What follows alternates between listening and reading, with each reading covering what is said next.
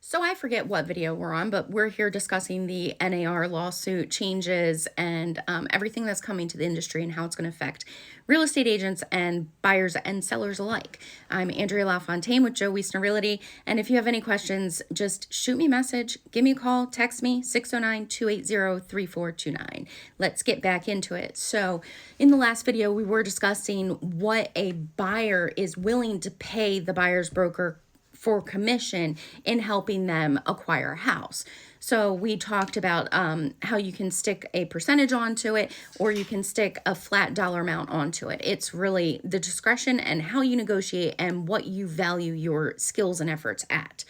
Each agent's going to be different. And honestly, I see all of this happening in different ways. So no two agents are going to be alike. For the most part, nobody's going to be alike, and everybody is going to select their own kind of model that suits their business and their skill set. So it's going to be very interesting to see how all of this comes up. So the next section that I wanted to talk about is compensation from the seller, because that is included in here as well. So here's what the buyer is telling me as his or her agent to do.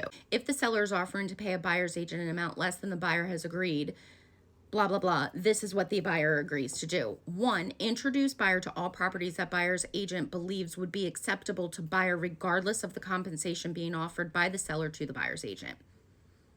This is where steering begins on, by the buyer, not by me. We're just going to push that off. Do not introduce buyer to any properties where the following conditions exist. And then there's a blank space where you can write in whatever you want. Include in any offer to the seller that the seller will pay the amount buyer has agreed that buyer's agent will be paid for buyer's agent services. So what this is saying is that, okay, I've agreed with my buyer that my buyer is going to pay me 2%. If my buyer wants to put in an offer, then part of that offer is going to say that the seller needs to pay that 2% on behalf of the buyer. There's different ways that this can happen, and another selection, it's very ambiguous, and then they have another box of other. So you can negotiate with your buyer on different terms that aren't really set forth in this agreement at all. The entire thing is very vague and ambiguous, and it can be taken in so many different ways. And this is why there's a lot of frenzy in the real estate market right now, because agents don't really know how to interpret all this. They don't know how it's going to work.